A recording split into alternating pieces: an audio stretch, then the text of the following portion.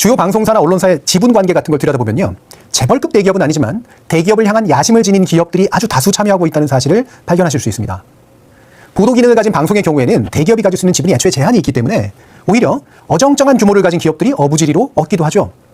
그런 기업들 가운데 다수가 건설사들인데요. 우리나라 신문사의 상당수가 건설사 소유의 기업들이고 지역 지상파 방송의 다수가 건설사에 의해서 소유되어 있습니다. 신문과 방송을 막론하고 우리나라 언론들이 부동산에 유독 민감한 이유가 여기에 있죠. 부동산 경기를 키우기 위한 여론을 만드는 게 적어도 소유주의 관점에서 보자면 이 언론사들의 존재 이유인 셈입니다. 달랑 채널 3개가 고작이었던 과거에는 방송 독과점이 더 큰 문제였을 텐데, 그렇다면 지금 이 시점에서 이 사안에 집중해야 되는 또 다른 이유는 그럼 뭘까요? 과거에는 공적 독과점의 문제가 우리의 주목의 대상이었다면 이젠 사적 독과점의 문제가 그걸 압도하기 시작했다는 점, 이 부분입니다. 그나마 과거에는 이런 독과점 사업을 사기업이 아닌 공기업이 담당했습니다. 한국방송공사 KBS는 국가가 출자한 특수목적의 공공법인입니다. 문화방송 MBC는 최대 주주가 방송문화진흥회인데요. 이건 역시 공공법인입니다. 교육방송공사 EBS는 교육부가 교육방송 목적에서 설립한 공공법인이 시초입니다. 그래서 이들 지상파 방송사에게 문제가 되었던 건 자본이 주는 영향력보다는 정치가 주는 영향력이었습니다.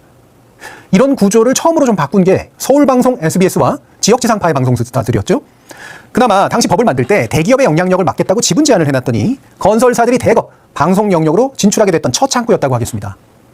지상파 방송인 만큼 방송법에 따른 공공규제가 여전히 강력했지만 사실 소유주의 전횡, 그리고 이해관계, 정치적 태도가 방송에 스며들기 시작한 시점이 바로 여기입니다. 그래서 지상파 방송사는 이제 한편으로는 정치적 영향력에 의해서 휘청하고 다른 한편으로는 소유주의 영향력에 의해서 휘청하는 이중의 위기가 점점 구조화됐죠. 이런 이중의 문제를 삼중의 문제로 바꾼 게 바로 이명박 정부입니다. 민주화 이후 정부의 영향력을 줄이고 자율성을 강화하는 데 치중했던 공영방송사들을 다시 자신들의 소나기 속으로 쓸어넣기 위해 온갖 술수를 부린 겁니다. 사장을 내쫓겠다고 이사를 먼저 내쫓는 방법, 그리고 이를 위해서 규제기관인 방송통신위원회를 이용하는 방법, 모두 이명박 정부가 창안해내고 그 부역자들이 적극적으로 동조했던 방법입니다. 하지만 이렇게 하는 거 여전히 피곤하고 좀 힘이 드는 일이었죠. 공영사 내부의 노조와 싸워야 했고요. 시민사회와도 다투는 게 그렇게 쉽지는 않았으니까요. 그래서 이들은 기존 공영방송을 대체할 새로운 채널들을 만듭니다. 종편이 그렇게 탄생한 것이죠. 정권을 잡을 때마다 매번 피 튀기는 싸움을 하느니 아예 자신들에게 우호적인 자본들에게 독과점적인 방송 권한을 주면 되는 일이었던 겁니다. 조선일보, 중앙일보, 동아일보, 매일경제, 누가 봐도 보수적이거나 정치적 우파에 확연히 기울어 있는 언론 자본에게 지상파 방송과 기능상으로는 하나도 다를 바 없는 방송을 대거 안겨준 다음 다른 사업자들이 추가로 들어온 문은 아예 닫아 걸면 끝나는 작업, 이들이 한 법적 작업입니다. 물론 이렇게 해서